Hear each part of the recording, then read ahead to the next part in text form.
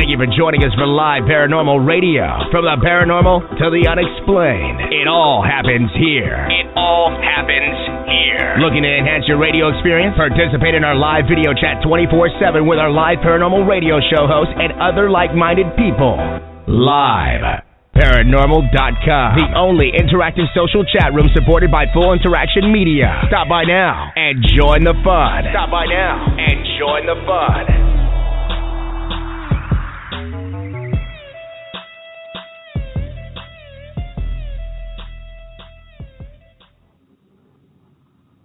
Hello, everybody. This is Live Paranormal Spotlight Radio. I am Niki Paranormal, and I am joined this evening by Jenna, who will be filling in for Rob. I'm going to go ahead and bring her on the line. Hey, Jenna. Hello. Hi. What's up? I am excited. I'm so excited. Tonight's guest is awesome because I know you, as well as myself, and probably a lot of our listeners, have a ton of questions about the Ouija board. And I know that a lot of us watch other people using them. Some of us dare to use them. And there's just so many questions. And she's like the Ouija lady. We've had her on the Ouija guy. Oh, I know. Now we're on the Ouija lady. So I'm really stoked. I even have my Ouija board right here. For you guys. I know. You're like Ouija crazy. Ouija. You're totally Ouija crazy. You love the Ouija. So I'm excited for you.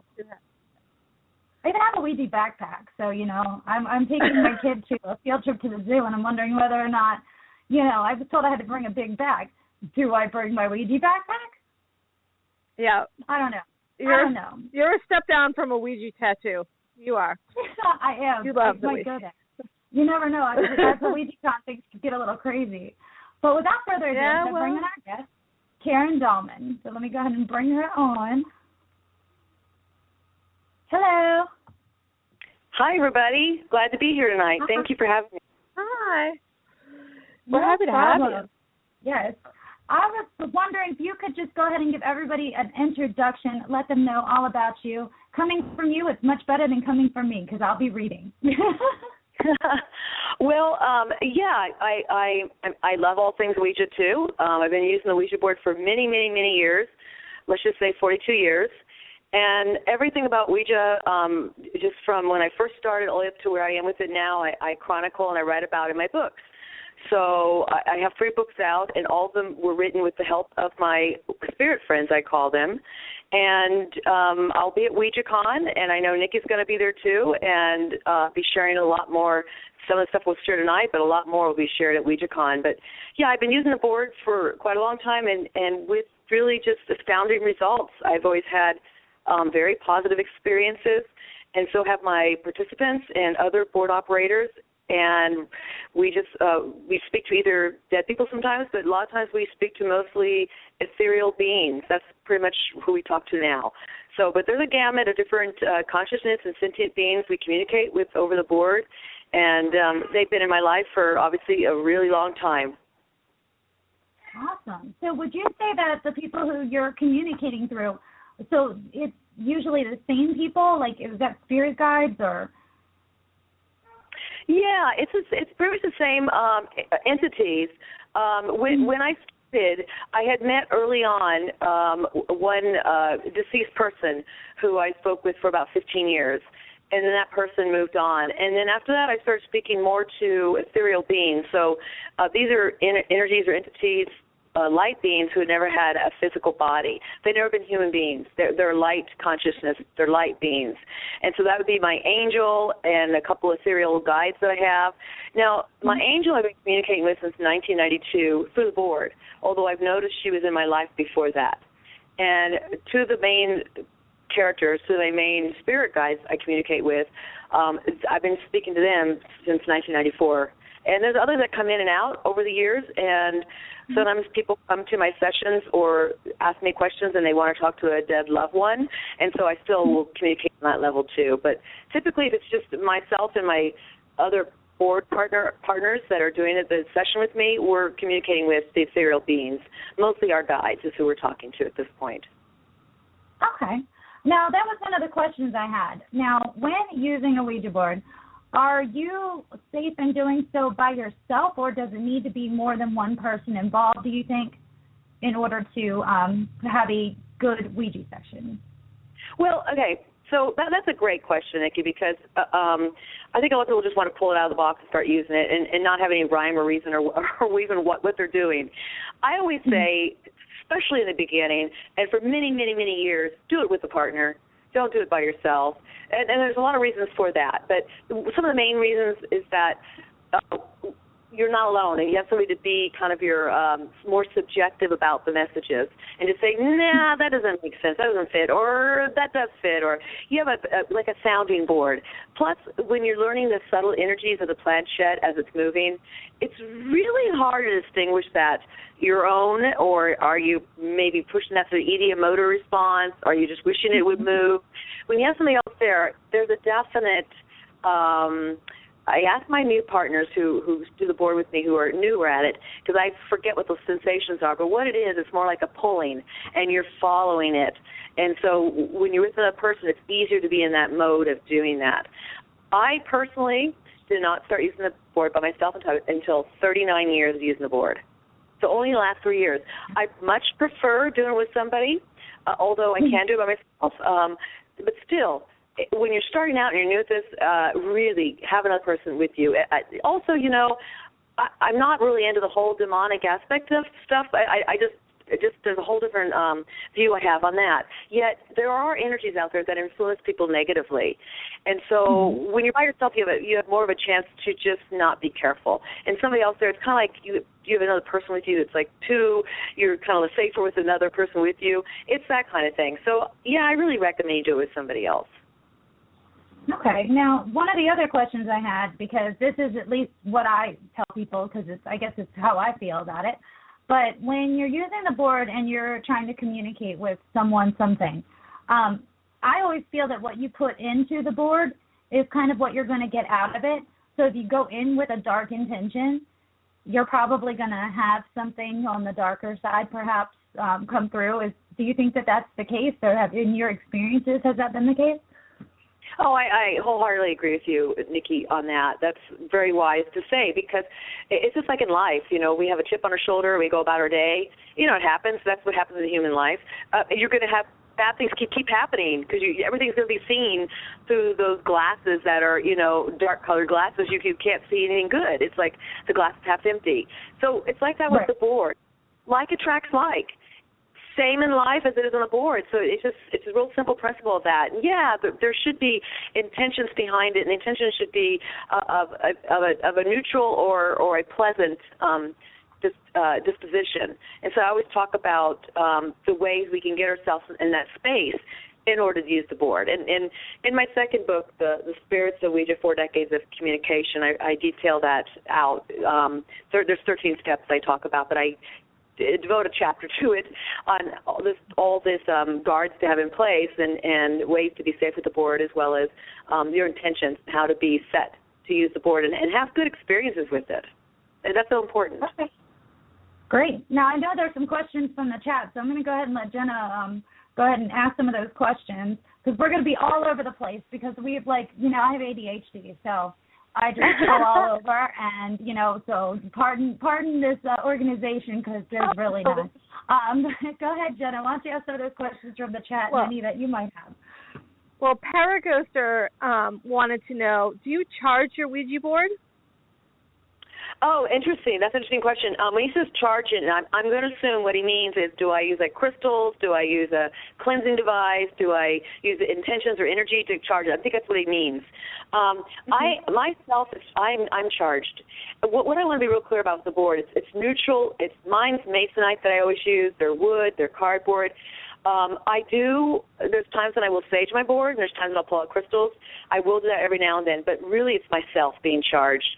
Am I in the right space? So I do meditation before I do a session.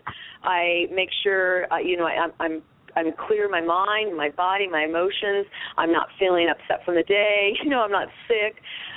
So I make sure to charge myself. And when and my partner, too, make sure they're in a good space. And together, that creates a circuitry of energy that's going to raise our vibrations to match the vibrations, the frequency of our spirit guides we're trying to communicate with. But that's a great question. Yeah, you charge your board by charging yourself.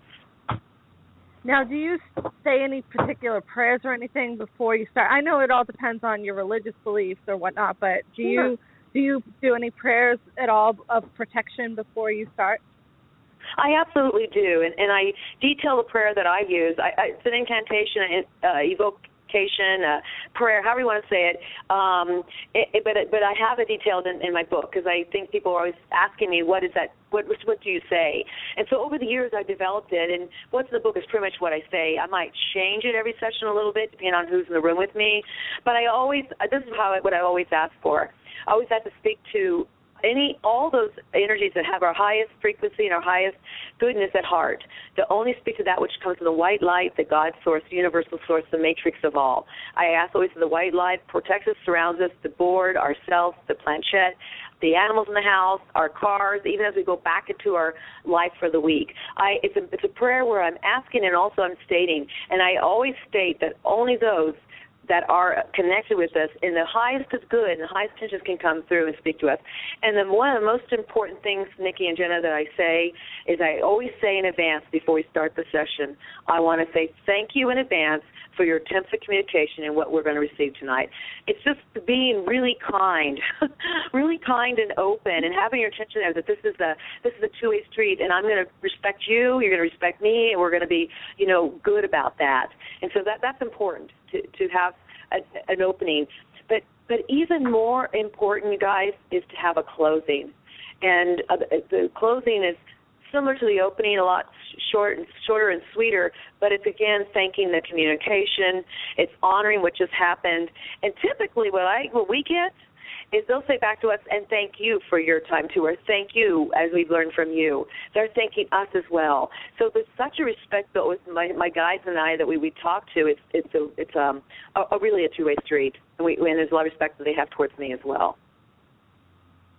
Now, do you feel, this was a question we actually had last week on the show, do you feel that using a Ouija board is the same as using, say, a spirit box or another form of ITC where you're using an app to contact, like a radio or something of that sort? Do you feel it's like the same thing?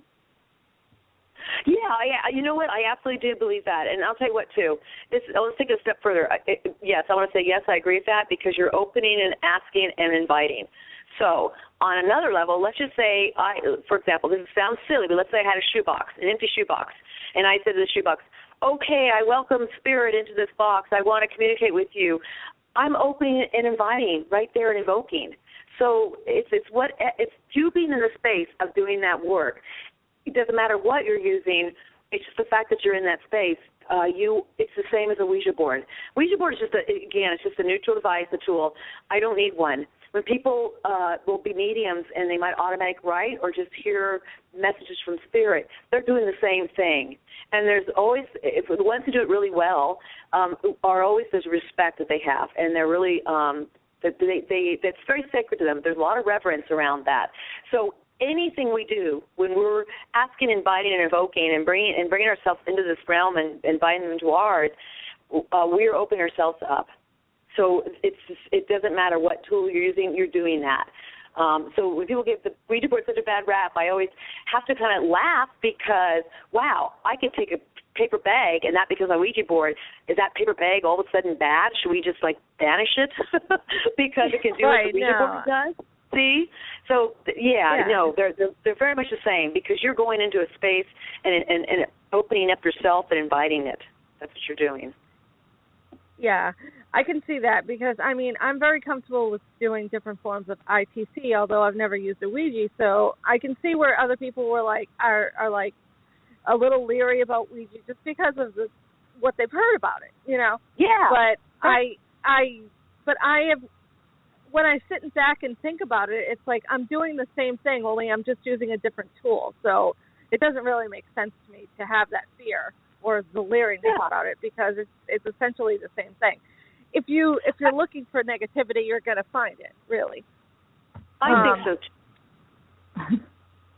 The question we have from Navigator Ann is, should people who use the Ouija board and then get rid of it, but it keeps returning, should they keep it and keep using it? I guess it happened to some of her cousins in the 70s. and she wants to know, should they continue to use it if they got rid of it and it comes back? Well, I'm sorry, what do you mean by they got rid of it, it came back? That's very interesting. What do they do that? She said her exact question is, should people use Ouija board, and then should people who use Ouija board and then get rid of it, but it keeps returning to using it? It happened to some cousins in the 70s. Don't know how it eventually ended, though. Okay, I think what she's saying is that they got rid of a Ouija board, and then the next thing you know, they have another Ouija board in their life, and they're wondering, should we use it? This is where I'm at with Ouija boards. If I hope I understood the question correctly. I'm not on any shows to tell people to go use Ouija boards. It's just a tool that worked really well for me. And Niki, you have your tools that work really well for you, and you do your investigations. And when I do my investigations into consciousness, I have my tools beyond the Ouija board. The Ouija board's the main one. I tell people if there's any trepidation or fear, you know what? Don't use it. But if there's a curiosity, and you could be safe, and when I say safe, I don't want to scare anybody. It's really about being centered in yourself, feeling comfortable with who you are, and that if any time you feel like something negative happens, you could just put that dang board away. And if you feel that kind of attitude about it, and you're not scared of it, then you know what, you could try it. But if you have any trepidation, you're going to bring that to you. You're going to bring that uneasiness and a little bit of fear, and there's no reason to put yourself in a place like that. I don't recommend it in those cases. Right. Well, I actually understand. Like, I've seen a bunch of these haunting shows. I'm in the paranormal. You got to watch a little bit of paranormal TV every once in a while. And they all claim that the boards are actually coming back. Like, they'll try to dispose of a board. They'll try to burn the board. They'll put it out in the trash. And that the boards, I don't know, I'm going to say magically reappear, because they're evidently, like, growing legs and walking back in the house. Have you ever heard any kind of account like that? Somebody did write me and told me a story of that. And my first question was, it was a man who had some nephews, and they were telling him how the board kept disappearing and reappearing, and I said, I'm going to bet there's a practical joke going on here, a prank being played between these kids, and they're trying to get you into it. And he got to the bottom of it, and sure enough, they were playing a game. But now I've heard these stories. Now I know what you're talking about now. So do I believe they just magically? No, I don't. Ouija boards have no power. No power whatsoever. But what may be happening is somebody is messing around with you because they know you're afraid of it or scared. Things. Okay, but I will say this too. Strange things happen, and we don't know all of consciousness that's out there. And I say consciousness because we're stepping into other realms and dimensions, and how to get there is through your consciousness. It's traveling almost through your mind, but opening up your awareness and abilities to see and feel and hear this stuff. It's always just the word consciousness, although it's multi-dimensions. So when we're working in these other dimensions, strange things do happen. Have I seen a Ouija board disappear and come back? No. But I love my Ouija boards, so they're probably never going to disappear or want to leave my site because I have them out. I collect them, and I enjoy them. I enjoy the artwork on them. But I've heard strange things of things appearing and bilocating or disappearing and appearing elsewhere. There's some wonderful healers out there and who are able to make things manifest in their hands.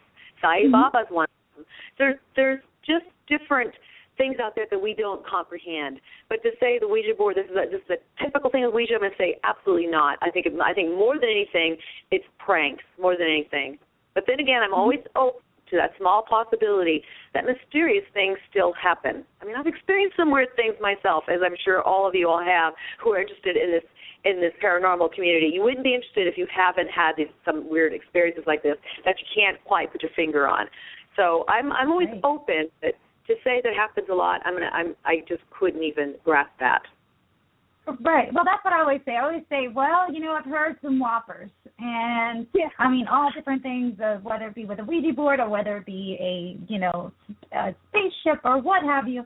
I've heard a lot of different stories. And some of them I have to, in the back of my head, I'm going, wow. But who am I to judge or say that something didn't happen? Because I don't know who I'm communicating with. Now, you said where you've been able to communicate and who you're communicating through. Now, is that a message that they're relaying back to you on the board, or is that some type of gift, or how do you know what you're communicating with, or do you? Well, when I was really young, I started at the age of 8, with the board. When I was really young, I didn't know. There was no rules, no instructions. I didn't know anything about this board. I just experimented with it throughout the years. And it wasn't until about when I was in high school and then definitely in college when I started realizing you can learn who you're communicating with through consistency over time with practice, and you start developing your own energy field that allows higher and greater vibrations to come through. So it becomes, it's to say it's a gift. I'd say yes, and it is a gift I have because I always was able to tap into this realm as a very young child. At the age of 2, I remember tapping into this realm. But to say I'm a medium, no. A psychic, no. But I'm very intuitive and empathic, and what I think is over the years of doing this work, I've worked on developing my levels of being able to read energies more so, and especially when they start coming through the board and they identify themselves. It's not like I believe anything I hear on the board, and especially years ago I didn't. It took me a long time. I had to develop relationships. I always liken it to you meet somebody new in life and you're getting to know them, a friend, maybe it's a new boyfriend or girlfriend. It takes time to get to know somebody. And sometimes when you jump right in, it doesn't end up well. So you really got to look at it this way. You're developing relationships with either the deceased, those in the astral plane, or ethereal beings, or entities, or energies, or you develop these relationships, and I take time with them.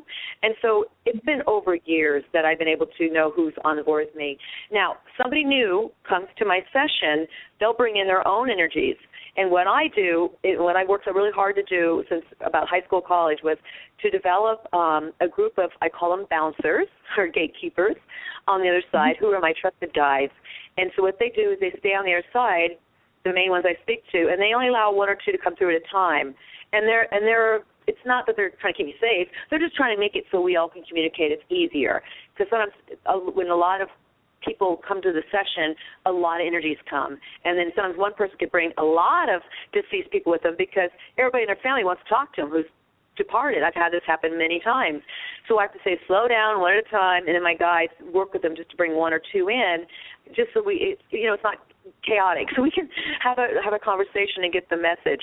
But after years, so for example, the 2 main ones I speak to right now, I've been speaking to them since *94. So that's a long time.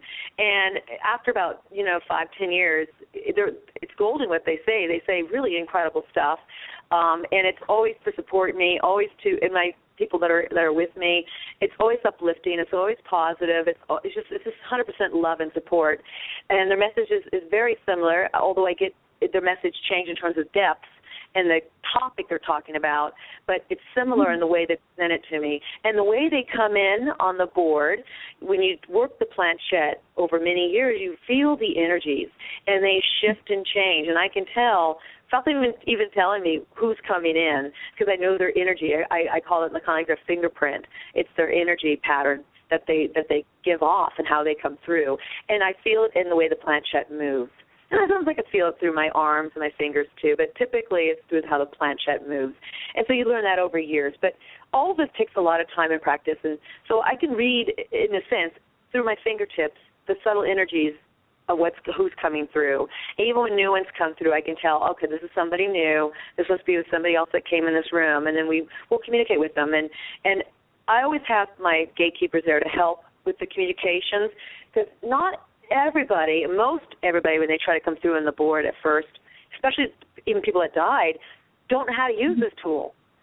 Although they know what it is, they don't know how it's hard for them to move stuff or to work with your energy. So that takes time in itself. So I have the helpers on the other side helping with that. So it's a whole network that I have on the other side that helps with the communications for those reasons. That's absolutely awesome. Now, I have a question that I'm sure everyone in the room is dying to know. What is the deal with Zozo and the Ouija board? Why are they connected? Have you ever talked to Zozo? Oh, well, I know all about it, and yes, I have. And, you know, it's we're going to have a lot of great conversations about this at WouijaCon. I'm so looking forward to that. So I'm going to say minimal right now, and I do write about Zozo in my third book, The Spirit of Alchemy, Secret Teachings of the Sacred Reunion. I go a lot into my deep philosophical and esoteric work with Ouija, as well as just some mystical experiences and synchronistic events and connecting with your own guides. I teach you how to do that in that book. But I talk about Zozo in there. And what I do want to say, I want to go back, Niki, to what we started saying in the beginning. You brought this up. Like attracts like. So we have to be really careful what our intentions are and what our energies are. It's not that somebody's Zozo. It's the fact that somebody may have, I don't know, sometimes we imbibe on substances and you should not be doing the board. Like you don't drink and drive, don't drink or smoke and do the board. Right. Also, if we have some negativity that's even unchecked, people that's who we are. We have stuff in us that we don't know. I call it's a shadow self. That's what it's called in psychology. I talk all about this in my third too, so people can understand this, the relationship of that to yourself and to this energy work that we're talking about doing. If we have stuff in us that is unchecked, and all of us have it, that can also draw out energies. Unchecked stuff can be things that happen like traumatic in our past, abuse, history, just some bad stuff. And it's normal. We all have that stuff. And so that can draw out things too. So we really have to check our emotions, check where we're at. And that can be enough to draw in this energy source of Zozo. I really believe it's an archetype, a collective consciousness in our psyches, no different than maybe a collective consciousness of old man time, or the Grim Reaper, or these characters we think about. In mythology we had, Persephone, Demeter, Zeus. It's a collective consciousness of an energy, and once we tap into that, that's what we attract to us. So that's not all I'm going to say about Zozo here, but I will say I had an experience. I was in a negative space myself. I had an altercation with another person, a psychic, and it didn't go well. And I left the situation, and I wanted to consult my guides. And so I should have just consulted in my mind, but we got on the board, and this dark energy came through and started doing the Zozo thing. And I just said, I don't know who you are, what you think. You're going to have to leave my board now because I have my bouncers. I have friends in big places. And basically, that was the end of our we had a little exchange. It was not mean. It just said, I'm here because I'm a dark energy, and I came because of what happened. And I said, okay, well, you can leave now. I've got this handled. And that was it. So that was only one time, and it came through going Zio, Zio, Zio, Zio, Zio, the stuff it typically does. Right. Yeah. So I realized and that later on, I think it was about a week later, I was able to communicate with my guides. We talked about it, and they've spoken with me about this Zio character, and they basically they agree with what I'm saying. They taught me a lot about how this energy stuff works, but they also said, you were in a space of this altercation, and it was like when you get in a place with somebody where you both want to win and that person's wrong, that creates the worst kind of energy you can ever imagine. It's just the worst. And it stays with us till we release it. So it's normal to have that happen in our lives, but to do the board and have that, and don't do it. It's just not worth it. So I've learned to really check my emotions, make sure I'm in a good space, and if my partner and I both aren't, or one of us isn't, we just are going to do the board. It's just not going to work. Well, that kind of leads into another question, because when I was little, my first experience with the Ouija board was I saw the box, and as the box says, fortune teller, okay, it's going to tell me what's going on. And I thought, I've always been, even when I was little, I've been into psychics and the paranormal. I was a gypsy for Halloween for my first Halloween at school, at the Catholic school. So, that was interesting with my gumball machine, fortune teller, crystal ball. So my mom bought me, we went to Walmart before church because we were early risers. And I bought a Ouija board. My mom bought it for me, and I was really excited. So I took my Ouija board to church. And we had a small church, and, I just thought it was a cool new, new toy that I got, because I got it at the toy section at Walmart. And I brought it in, and I sat it on the bench next to me, and it sat through the whole church service. It didn't burst into flames. It didn't levitate. But when I went to walk out of church with the Ouija board, oh, my goodness, Like, I guess they didn't see me bring it in, but boy, they saw me bringing it out.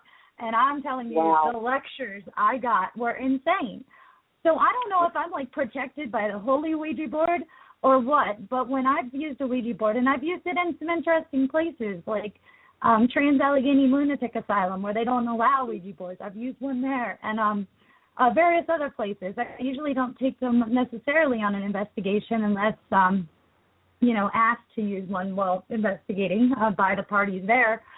But I've never had anything negative come across, and I don't know if that's, because I'm not putting that into it. There's times when I have no communication. Right. And does that ever happen to you? Do you ever have anything like you sit down to try to communicate? Do you ever hit a wall? This is okay. So, and I talk about this in my second book, The Spirits of Ouija, because what I've found over the years, if there's like inclement weather, if there's a sandstorm, if there is a weird alignment of the planets, it could be various things, they have a hard time communicating, and they will try to come through, and they say, it's not going to work. Basically, they'll tell me that, and then we'll try it another day. But there's certain things, atmospheric effects I call them, that will affect the use of the board. They can't always come through. Now, sitting down on it and then not coming through at all, that doesn't happen unless we have these atmospheric effects. Or, I will say this too, I've had this happen where somebody came in the room who was just not into it or negative about it, and they just stopped talking, dead. And my friends are like, what happened? What happens? It's just time to put it away. And I know I say, well, that person was being negative. I can't, I'm not going to say that, but it was time to put it away. So that happens sometimes too. Nick, you said something really interesting. I love this story of how you locked your board on the way to church, took it with you, sat there with you in the pew, and people walked out and you got this lecture.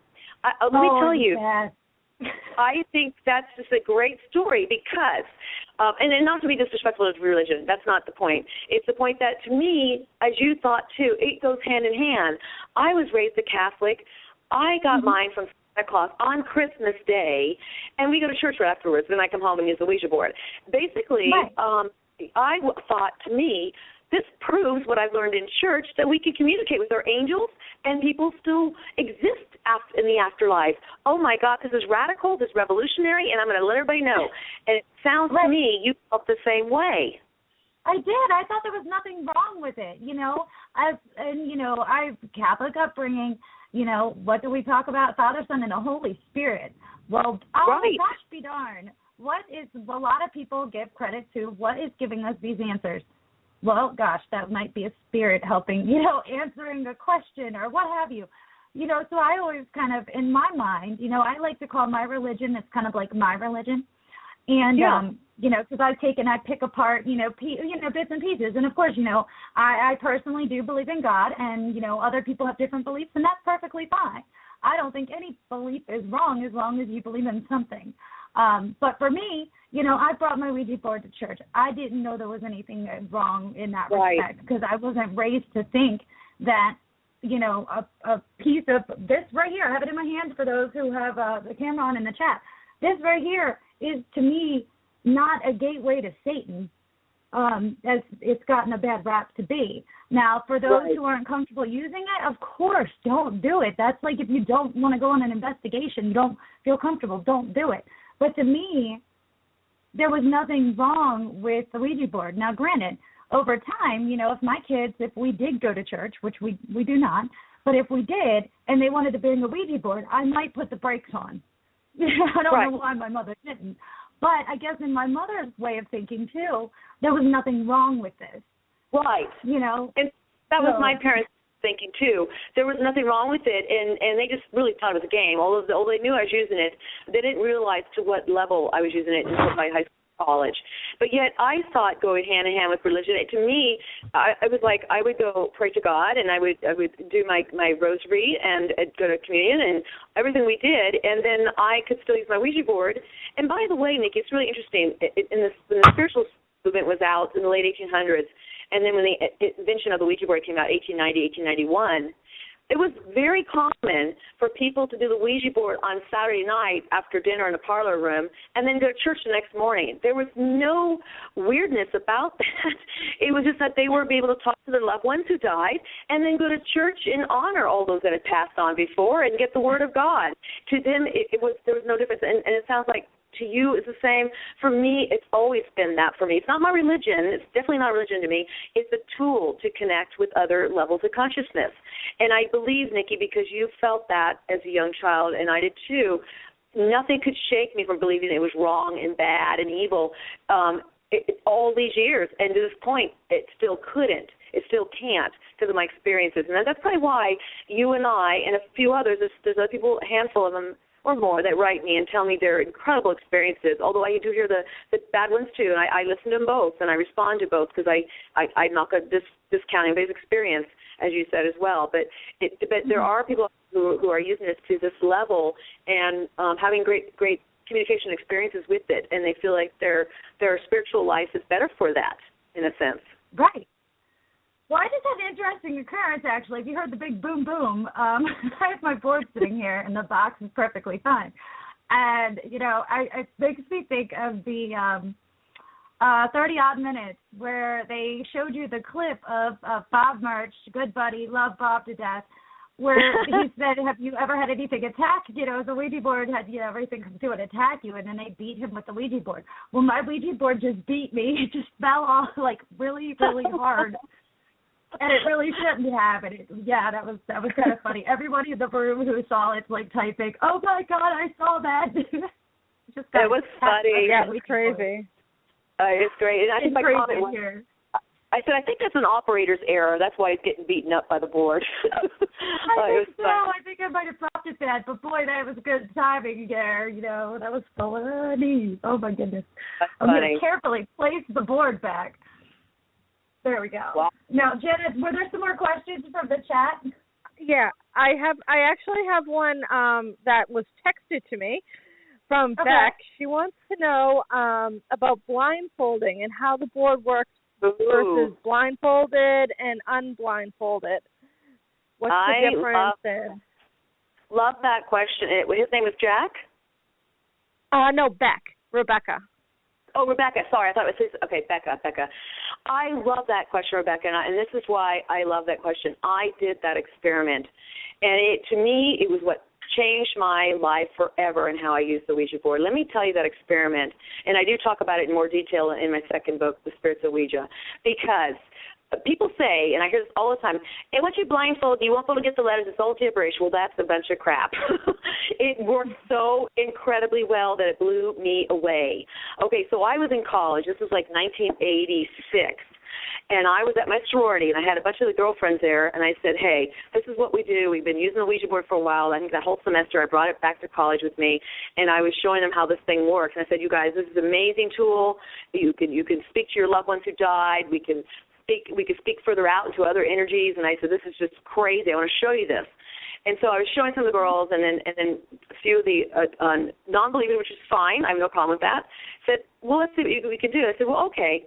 I don't do this anymore. I don't have to prove anything. I'm beyond that. But then back then I was like 20, 21, so I was still in my proving stage. And I said, okay, this is what we're going to do. I told my partner, we're going to both wear blindfolds. We're the ones using the board. Somebody else will write. I typically write when I'm doing the board, and I have one hand on the planchette. I had somebody else, both hands were on the planchette. My partners were too. We were blindfolded. Another gal wrote. We could not see out our blinds. And then we had 6, 7, 8 other people in the room sitting there with us. I think it was a total of 8 or 9. I can't remember now. And all of a sudden, we just put our hands on the board, and I just opened it up like I typically do. And all of a sudden, boom, it was moving so quickly. And I have no clue what it's doing, where it's going, where it's spelling. And just so Rebecca knows, too, I have a board I typically use. It's a 1970 circuit board. The board we were using that time was my friend's board. It came from like 1950s. It was her family's board, a lot larger. So the letters are in actually different spaces, and the letters are larger. So we used her board for that session. I trusted the work I was doing on the board already. I was getting such incredible results that I knew that it was not a matter of was this going to work. It was a matter of are we just going to freak a bunch of people out. So the messages came through, and I heard somebody sobbing, And I said, are we okay? Can we keep going? And we just kept going. And finally, the planchette stopped. It flew around that board. We could hardly keep our fingers on it. I said, go ahead and read it, please. And so the gal who was reading said, and here's the message. I'll go ahead and I'll give it to you. I'll give it to you, the gist of it, but it's written verbatim as it was back then in my book. It basically said, Layla, this is your sister. I want you to know that I'm in no pain. When that car wreck happened, we died on impact. My boyfriend's here too. He wants to say hello. Please tell Mom and Dad and Sis that I love you all, and I will always be with you. We've been together before, and we'll be together again.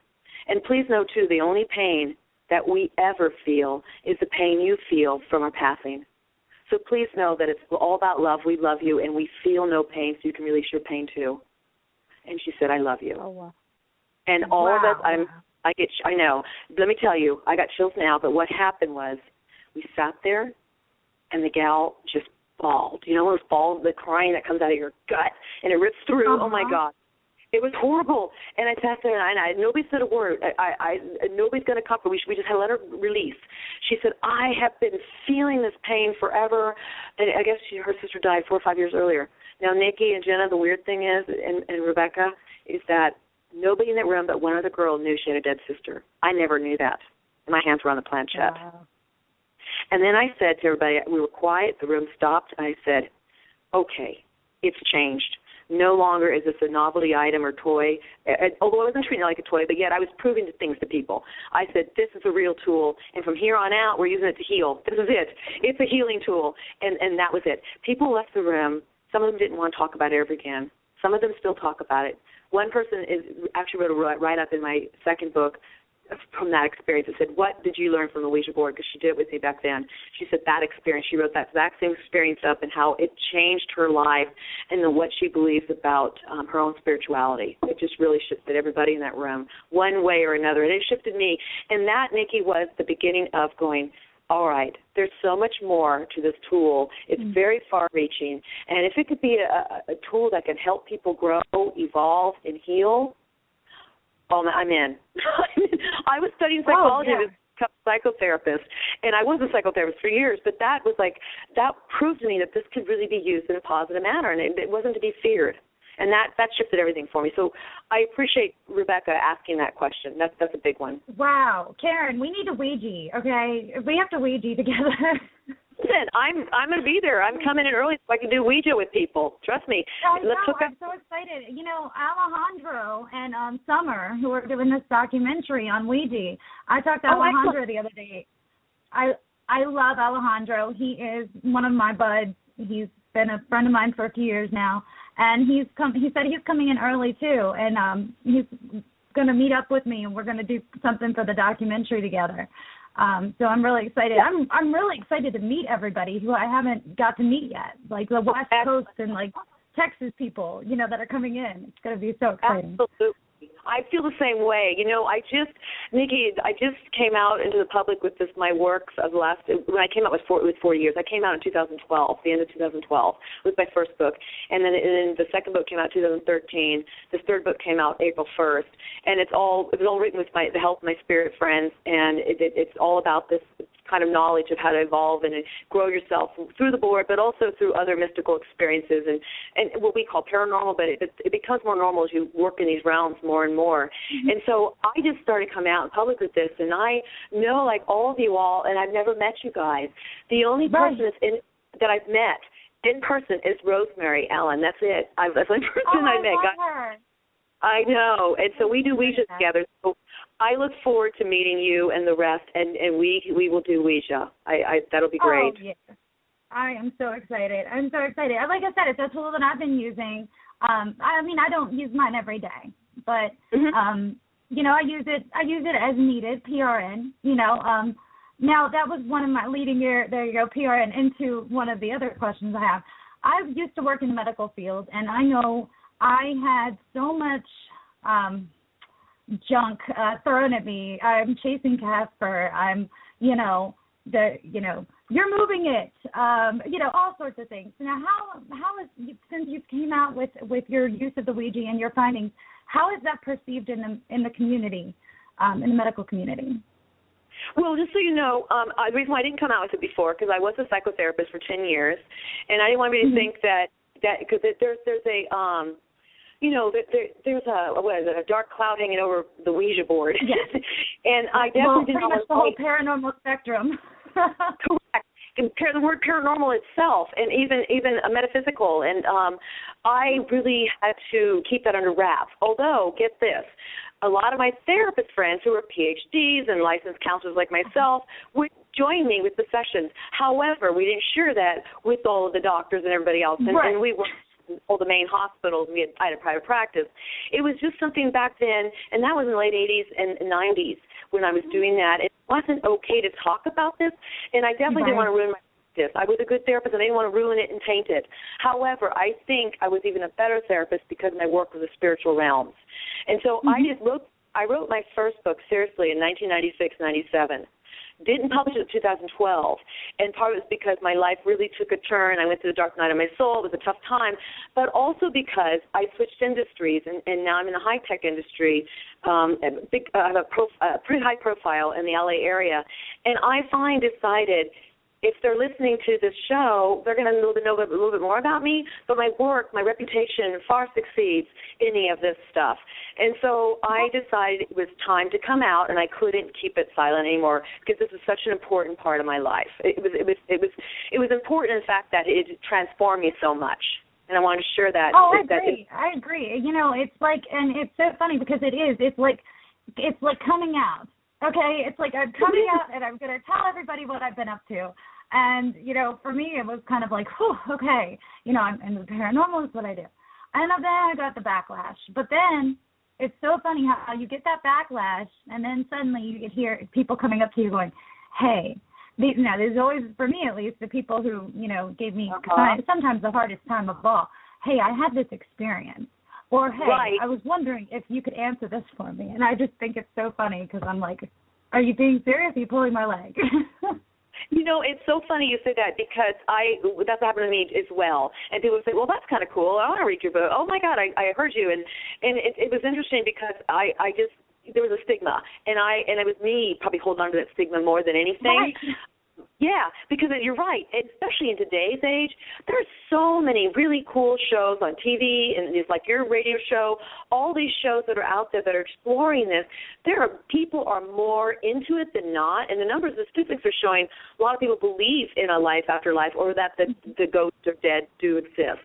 And I'm saying the ghosts go beyond that. There's even more beyond the ghosts, and there's, you know, so much more. But I find it's more acceptable to talk about it now. But you're right. It was a little harder in the beginning. It was hard for some of us to come out and say this stuff, you know, at the expense of losing friends or, you know, your work, your career, your license, whatever you have, your business. Right. But I take that chance now because I don't think it's a chance anymore. You know, and I'm sure it's not a chance for you anymore. It's just like, this is just who you are, and that's accepted. Right, it's just a part of who I am. And if they don't know that about me, then you really don't know me, is the way that I've come to realize over time. That's great. And it feels really good, you know? But I have another question because I just downloaded something last night. I was going app crazy last night, clearing out my phone, doing some stuff. Now, what do you think about Ouija board apps for your phone? Are they the same? Or are those child's play? I mean, what do you think about that? Yeah, to me, they're child's play. You know, I have a bunch of them on iPad. I think I have like 8 or 9 or 10 of them, and I think they're kind of fun. But they don't do anything. I mean, now maybe there could be a way it could work, and I don't know. But to me, it's just play because I know what the real thing is. And the real thing is, I put my hands on the planchette, I get paragraphs and pages, not just 2 or 3 words. So that's the real thing to me. So I have a hard time saying those really work.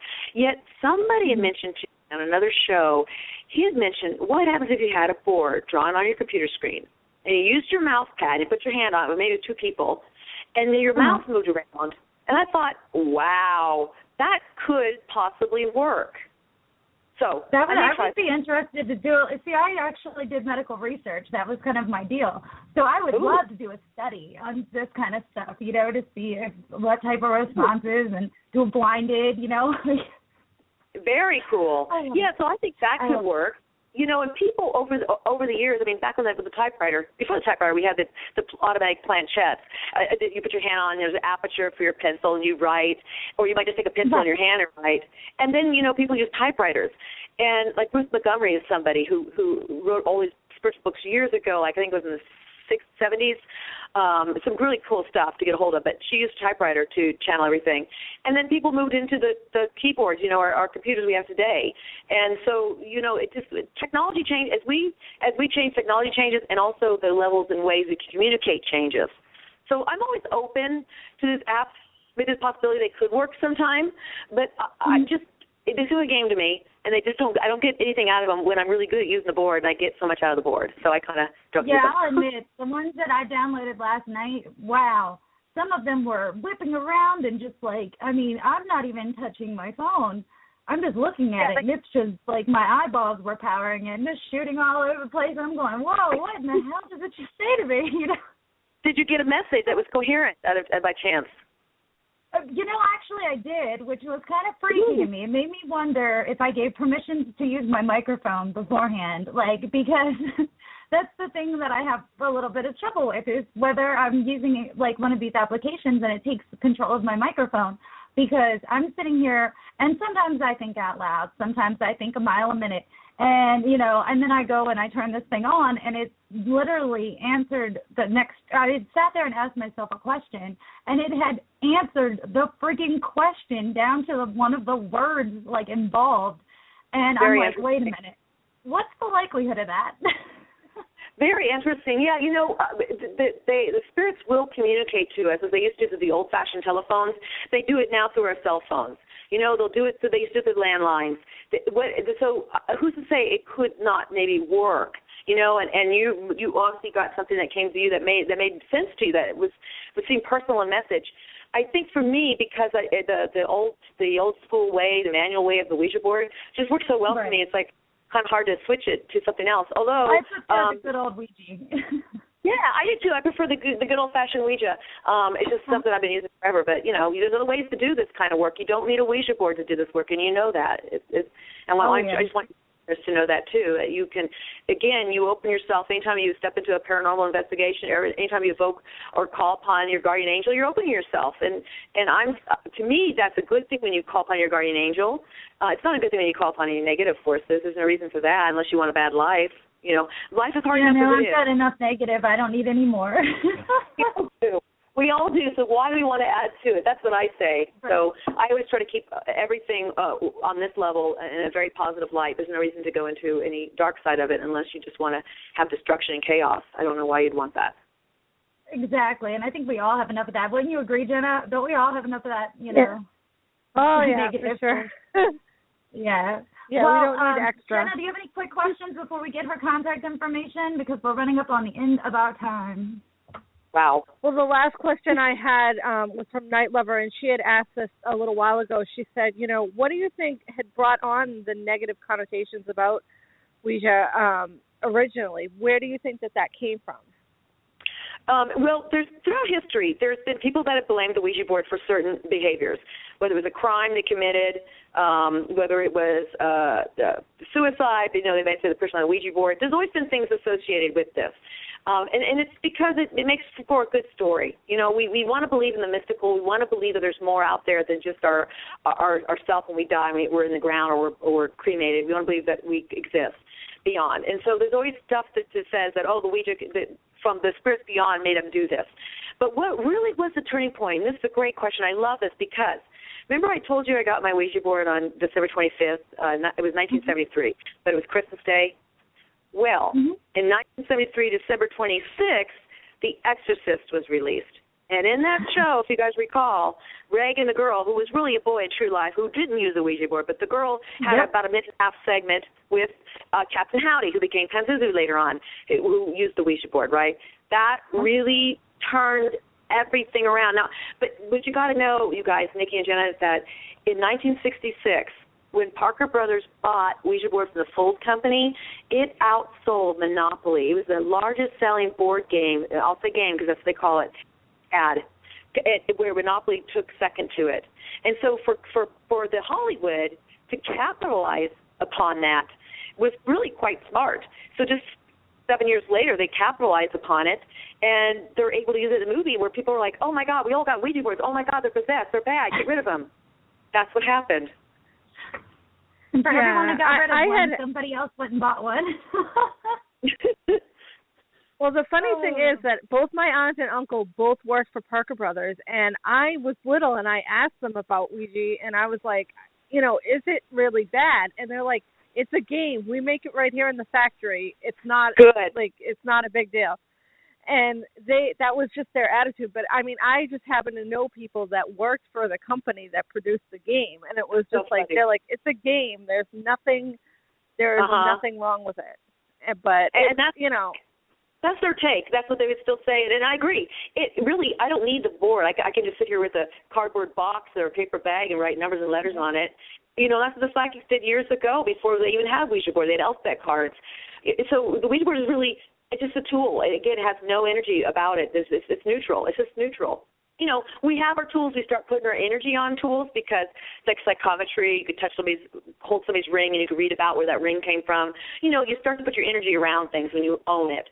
But like they said, when they come out of the box, they're just manufactured. They have nothing to them. There's no portal to hell built into them. There's no demons stuck inside the board.